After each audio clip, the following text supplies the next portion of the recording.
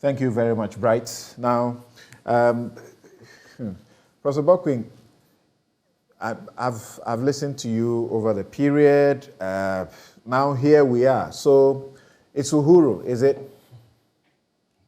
I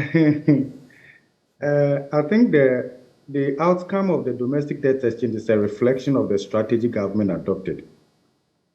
If you want more participation, that would inform the kind of approach that you needed to adopt. So we are not surprised. We are not surprised that we got it. But of course, I can also understand some level of adjustment to the universe of the base, that from the December 5th announcement, pensions were included, and that had been excluded. So almost 30 billion will be taken out. Then some kind of short-term swap arrangement Bank of Ghana does as Prof, part of the pension is about 9 billion. Okay. Some kind of swap arrangement that the pension is 30 billion, actually. Just to put that, it's not my intent then, but it's 30 billion. But that's important. So, Prof, Yes, Prof and Bright, have you heard? Well, the then we have says, to look at the CSD numbers, because that is not what it shows, the CSD numbers. So 30 billion, yes, okay, leave it as a matter that we'll discuss later.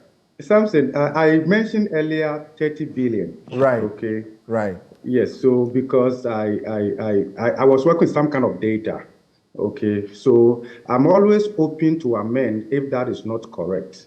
And that is why when Bright interjected, I kept quiet. Okay. Okay. So you need to adjust that. Then there are also some swap arrangement as part of our international reserves management. They are usually short term, with underlying debt, right? So if you are changing that to, let's say, a 15-year, that would disadvantage those holders. And perhaps the reason they saw the need to maybe convert it to treasury bills and all of that. But on the other hand, also I lean towards Bright's argument that if you look at the interest rate and the proportion of treasury bill within this whole portfolio, we are almost at a point where we will arrive at a zero-sum game, right? If we are not careful in terms of what we want to achieve.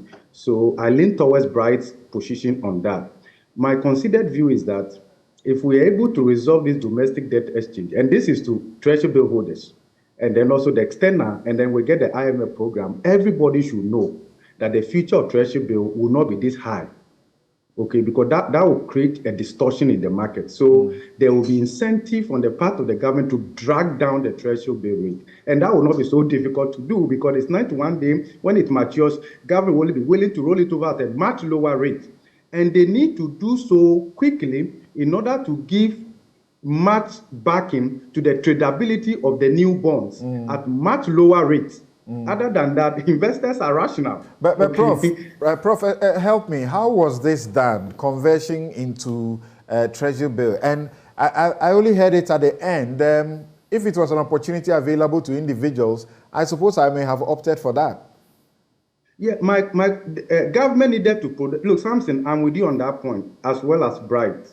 Government needed to calm the market, and so they need to provide a lot more information. I don't want to share everything here, because the data I have and the volume involved here, I became a bit suspicious, okay? Whether maybe the more equals didn't take advantage of this and did something else. And given that this is Ghana, you rule out everything at your own expense, right?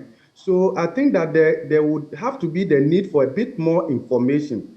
And the reason I've not been happy with this post-DD domestic debt exchange communication. It has been very poor. You know, government needed to adopt an approach that calms the market with greater information and transparency. But the communication, many will say, has been rather reactionary or compelled. If you take the pensioner bondholders issue and Justice Sophia Akufu's involvement and all.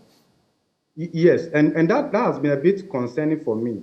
You know, we could have done this in the 80s and 90s, but now if you look at the composition of our debt stock, we are more open to market sentiments and all of that, and that will inform whatever strategy that we adopt. And something I have personally been disappointed with the approach, okay, that we have adopted. And look, And it's not going to be that easy with external debt. And also, I blame the domestic debt holders because they were all looking for their individual interests. Talk about the Bankers Association and the rest of them. If we had formed a domestic creditor committee, we could have negotiated from position of strength and demanded a bit more information. Look, for the external creditors, they would demand the assumptions underlying the domestic debt sustainability analysis, validate it, and all of that. So it's not going to be that easy. It's not going to be that easy, but at least government walked away with the domestic debt, treated us as subjects whose only response was to comply. And of course, you can see what we are getting in here from that. So I think that we need to, that's why we said that government needed to present a comprehensive picture of the end game. What needs to come from fiscal adjustment, debt restructuring, structural, and all of that. That transparency would have helped the market and probably gotten a lot fiscal more adjustment.